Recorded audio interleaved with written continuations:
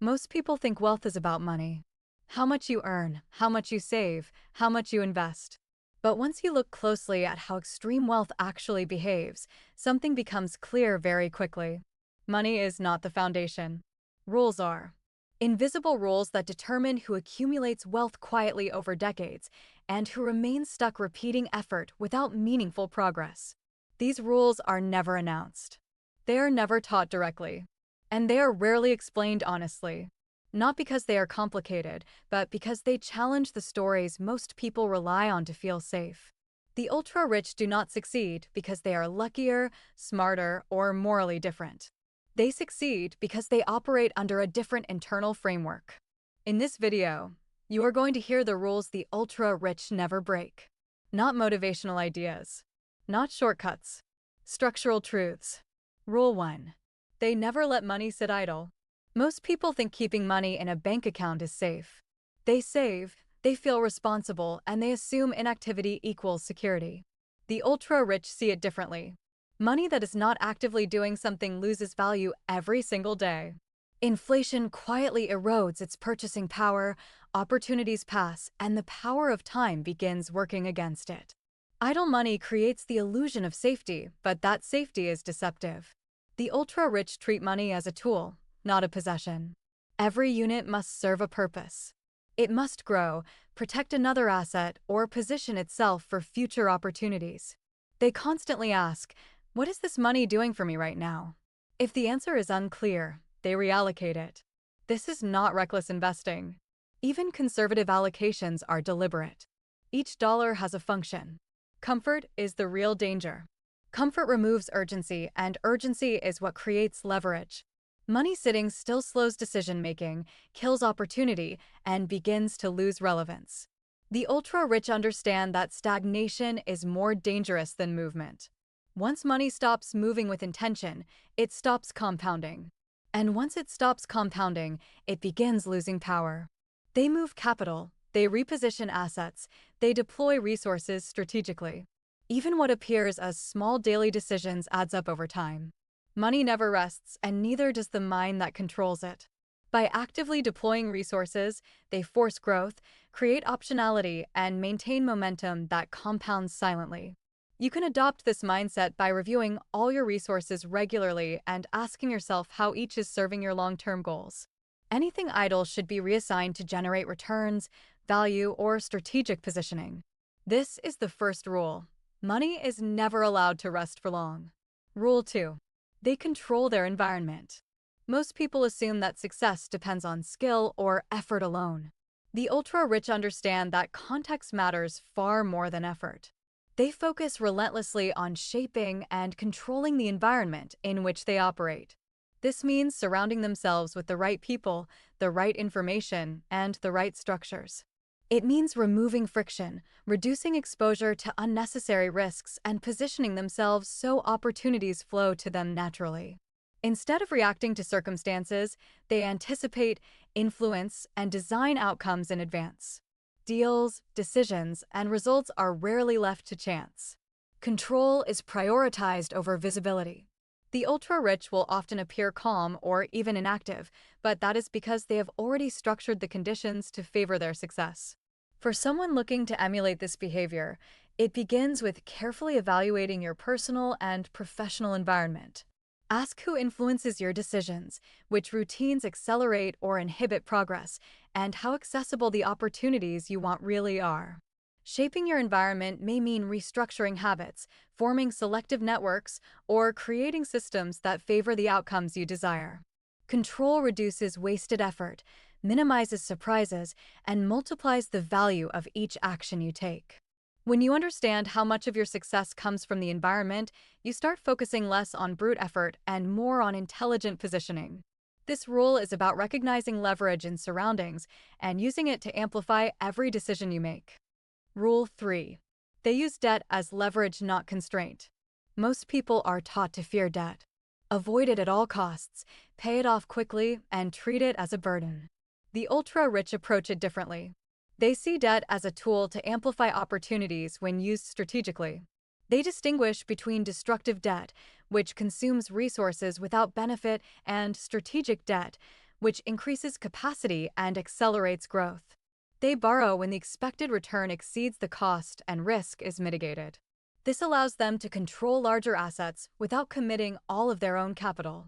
Liquidity is preserved, flexibility is increased, and leverage multiplies outcomes.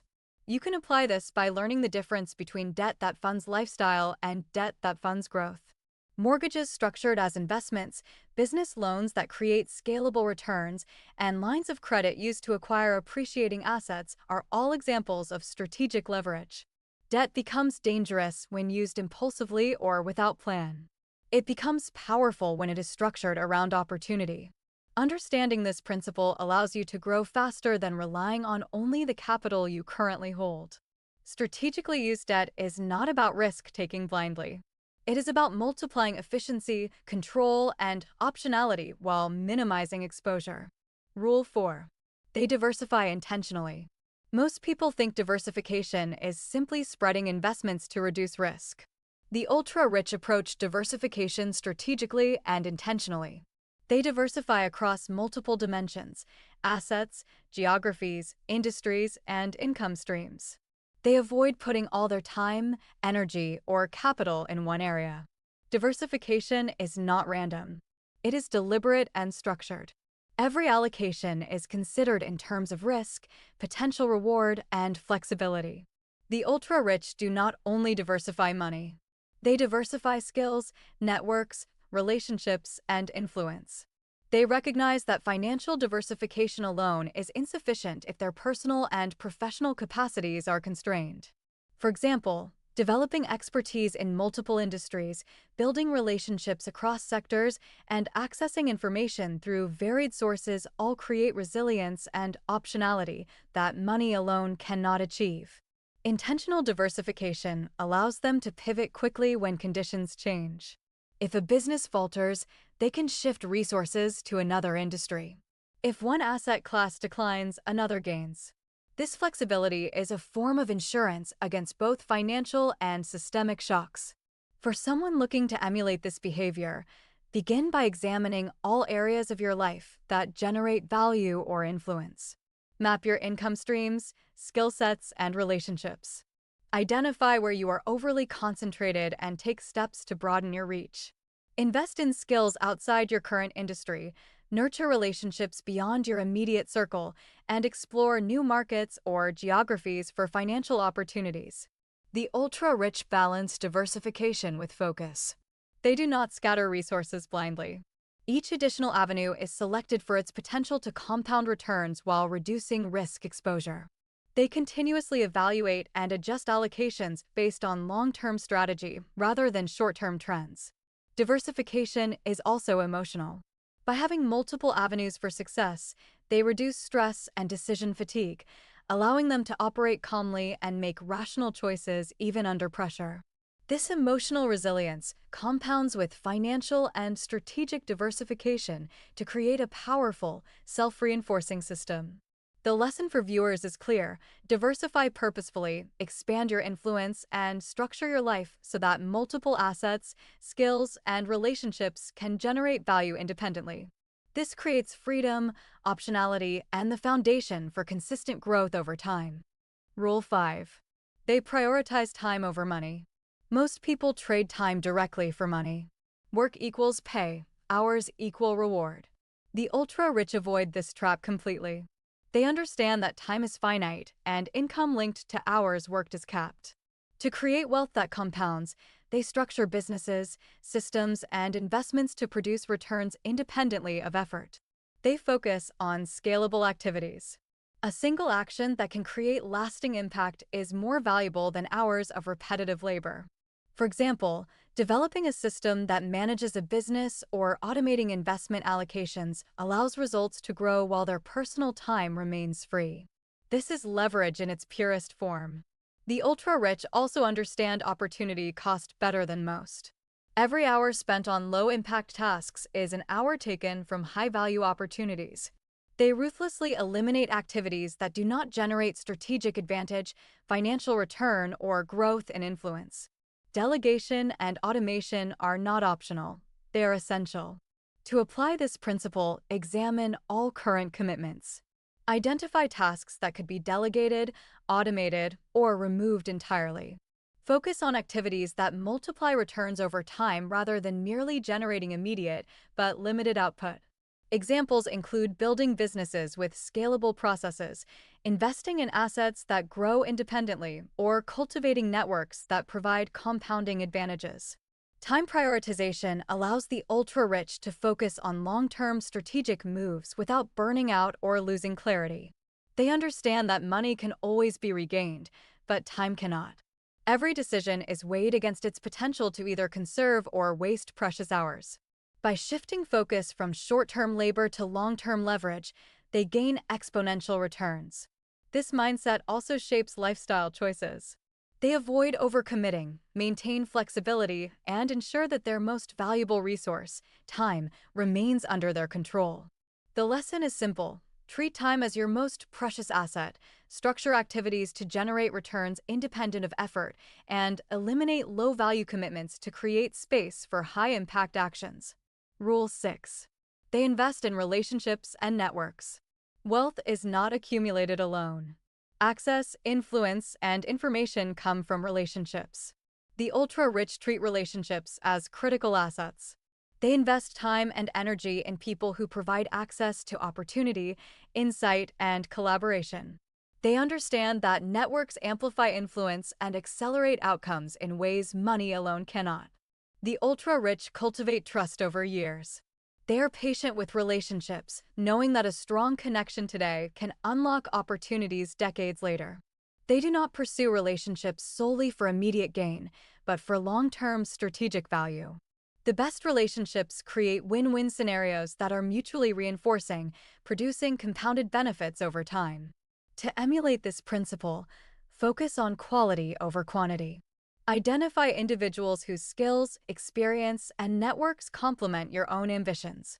Invest in building rapport, providing value, and maintaining consistent communication.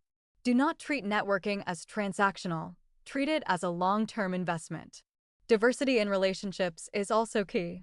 The ultra-rich maintain connections across industries, geographies, and levels of influence. They understand that opportunities rarely appear in predictable patterns. Broad networks ensure early access to information, insights, and deals that remain invisible to others. Relationships also serve as emotional and strategic buffers. Trusted connections provide advice, mentorship, and collaboration in moments of uncertainty. They reduce risk by giving perspective and increase speed by providing pathways that would otherwise require time and effort to create. By integrating relationship building into daily routines and long-term strategy, the ultra-rich multiply their reach, influence, and access to opportunity. This is a core lever for compounding wealth that cannot be ignored. Rule 7. They think in decades, not years. Most people plan in months or a year. The ultra-rich think in decades. They tolerate volatility, ignore noise, and endure short-term discomfort to achieve long-term advantage. Investments, businesses, and personal strategies are designed to produce compounded results over decades, not immediate satisfaction. Patience is central. Short-term setbacks are seen as natural parts of the journey rather than failures. They understand that compounding requires time, consistency, and endurance. Strategic moves that may appear boring or slow today are often the ones that create disproportionate outcomes in the future. They also think in trajectories rather than snapshots. Every decision is evaluated in terms of how it affects long-term growth, flexibility, and optionality. Short-term rewards are not the goal, structural advantages. You can emulate this by creating long-term strategies, setting milestones across multiple years, and measuring decisions by their cumulative impact rather than immediate gain. Avoid the temptation to chase short-term trends or quick wins that compromise long-term positioning. Thinking in decades allows the ultra-rich to weather criticism, setbacks, and uncertainty with confidence. They maintain clarity of purpose while others react impulsively to temporary circumstances. This mindset transforms risk into opportunity and ensures that patience is rewarded with exponential growth over time. These rules are not easy. They are not intuitive, and they are not widely practiced. That is why they work. Most people will hear this and return to familiar habits. A smaller number will recognize patterns they have already sensed but never articulated. A very small number will quietly adjust how they move through the system. Those are the people wealth eventually finds. Disclaimer: this video is for educational purposes only and is not financial advice. Always consult a qualified professional before making any financial decisions.